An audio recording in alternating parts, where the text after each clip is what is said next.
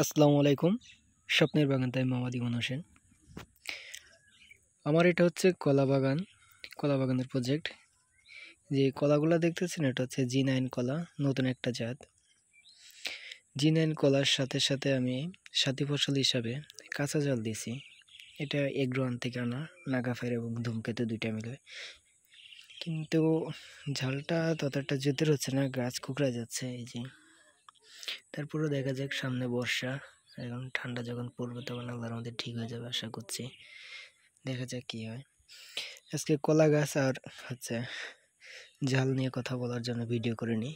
Video করার উদ্দেশ্য হলো, কলার সাথে মরিচও দিছি, এছাড়া সাথে আরও একটা আমি অ্যাড করছি সাথী ফসল হিসাবে, সেটা হচ্ছে ফুলকপি। আগাম জাতের যেটা ফুলকপি, এই যে এটা হচ্ছে আগাম জাতের ফুলকপি। এই জাতের নাম হচ্ছে নাফসান। এই জাতের বৈশিষ্ট্য হলো এটা মানে গরম এবং বর্ষাটাও সহ্য করতে পারে। এটা গরমে অথবা বর্ষাও কিছু একটা হয় না।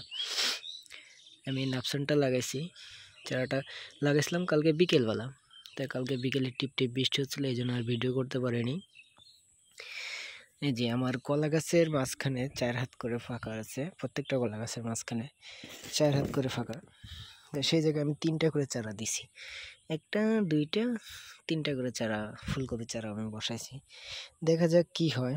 আমি প্রতিনিয়ত আপনাদের আপডেট দিব কি হচ্ছে না হচ্ছে আমার এই কলা বাগান থেকে। দেখা যাক কীরকম একটা ইনকাম করতে পারি। আমি মরিচ লাগানোর পর থেকে মাত্র 2 কেজি বিক্রি করছি, কিন্তু এটা খুবই কম। এখন তাও গাছগুলো কুকড়ায় গেছে, তো এই জন্য ততটা কিছু একটা হচ্ছে না, কিন্তু গাছে টুকটাক ভালোই ঝাল আছে। তারপর দেখা যাক, গাছ ঠিক হলে এমনি ফল অবশ্যই আসবে ইনশাল্লাহ। আমার এই কলা বাগানটা হচ্ছে G9 কলা।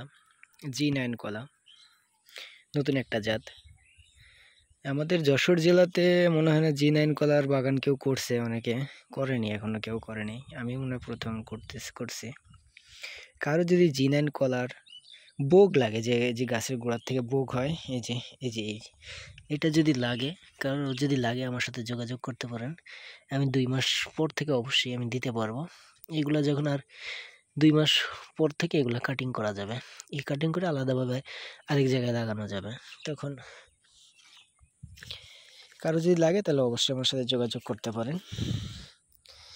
মেন কথা হচ্ছে যেটা যে ফুলকপি, এই যে নাফসান যেই আগাম যে জাতটা, সেটা আমি লাগাইছি। এই যে প্রায় 900 পিস 800 পিস মতো আমি চারা লাগাইছি। এই জায়গাতে কিছু মরবে, কিছু নষ্ট হবে, তারপর দেখা যাক আল্লাহর রহমতে কি হয়। আমি প্রতিনিয়ত ভালো আপডেট দিতে থাকবো যে আমার ফুলকপির কি অবস্থা।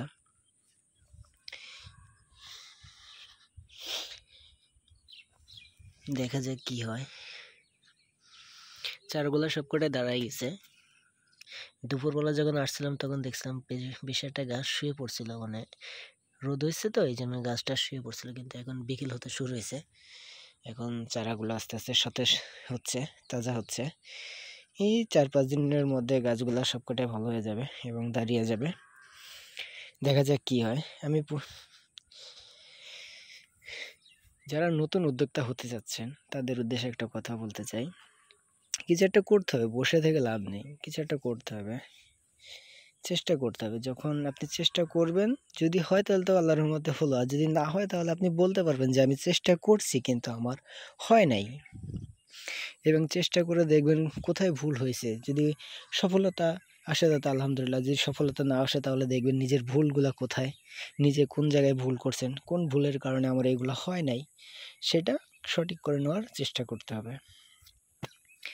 সর্বশেষ একটাই কথা, যারা নতুন উদ্যোক্তা হতে চাচ্ছেন, শুরু করেন, শেষ অবশ্যই হবে।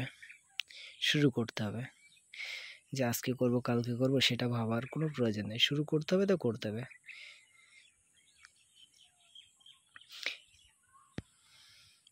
আমি কলার সাথে সাথী ফসল হিসাবে ঝালও নিছি এবং ফুলকপিও লাগাইছি।